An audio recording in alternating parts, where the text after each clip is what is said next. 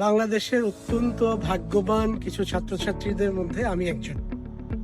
ঢাকা বিশ্ববিদ্যালয়ের পাঠ শেষ করে হার্ভার্ড বিশ্ববিদ্যালয় এবং সর্বশেষে কিছুদিন আগে এই অক্সফোর্ড বিশ্ববিদ্যালয়ে পড়ার সুযোগ আমার হয়েছে।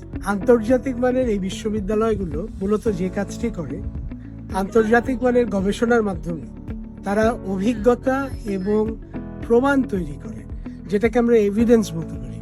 অভিজ্ঞতা থেকে তারা রাষ্ট্রীয় যে পলিসি মেকিং বা নীতি নির্ধারণ, সেটার যে গবেষণার উপাদান, সেই উপাদানগুলো সাধারণত রাজনীতিবিদদের বা যারা দেশের উন্নয়নে কাজ করে তাদেরকে দিয়ে থাকে, এবং এর ফলে নীতি নির্ধারণে যারা থাকেন তারা এই গবেষণাগুলোর থেকে উপকৃত হয় এবং এই গবেষণার অভিজ্ঞতাকে কাজে লাগিয়ে দেশের নীতি নির্ধারণগুলো করতে থাকে।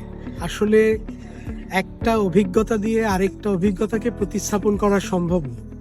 অর্থাৎ ইংল্যান্ডের যে অভিজ্ঞতা, সেই একই অভিজ্ঞতাকে আমরা বাংলাদেশে প্রতিস্থাপন করতে পারব।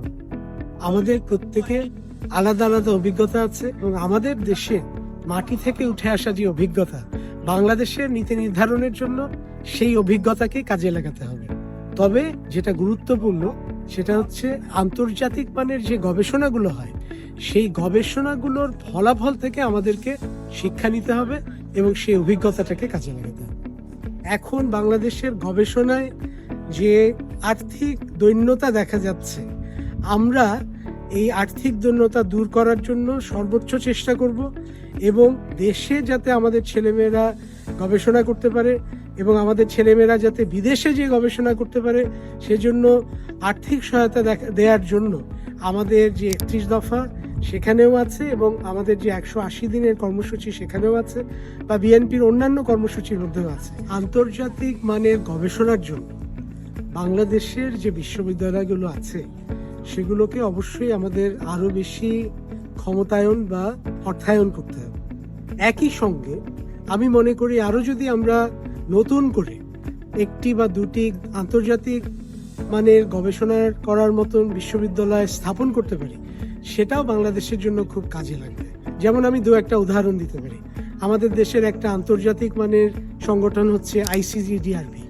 সেখানে আমরা দেখি যে বিদেশ থেকে প্রচুর গবেষক এসে এই প্রতিষ্ঠানটিতে কাজ করে। আমাদের যদি যথেষ্ট উন্নয়ন একটা গবেষণা করার মতন একটা শিক্ষা প্রতিষ্ঠান থাকে, সেক্ষেত্রে আমরা দেখব বিদেশি গবেষকরা এসেও কাজ করছে। আরও একটা উদাহরণ হচ্ছে তত্ত্বাবধায়ক সরকার। বাংলাদেশ যখন তত্ত্বাবধায়ক সরকার আইনটা প্রণয়ন করেছিল 1996 সালে, সে সময় কিন্তু পৃথিবীর কোথাও এই তত্ত্বাবধায়ক সরকারের এই প্রচলনটা ছিল না, এবং এটার উপরে যথেষ্ট গবেষণার সুযোগ ছিল এবং আছে, এবং বাংলাদেশি এটার জন্য হবে হচ্ছে আদর্শ জায়গা। কাজে বিদেশি গবেষকরাও আমাদের যদি একটা আন্তর্জাতিক মানের গবেষণা কেন্দ্র থাকে বা বিশ্ববিদ্যালয় থাকে, সেখানে এসে উপকৃত হবেন বলে আমি বিশ্বাস করি। এবং বিএনপি নির্বাচিত হলে বর্তমানে যেই শিক্ষা প্রতিষ্ঠানগুলো আছে সেগুলোর সঙ্গে আন্তর্জাতিক গবেষণা করা যায় এরকম শিক্ষা প্রতিষ্ঠান প্রতিষ্ঠার চেষ্টা করব ইনশাআল্লাহ।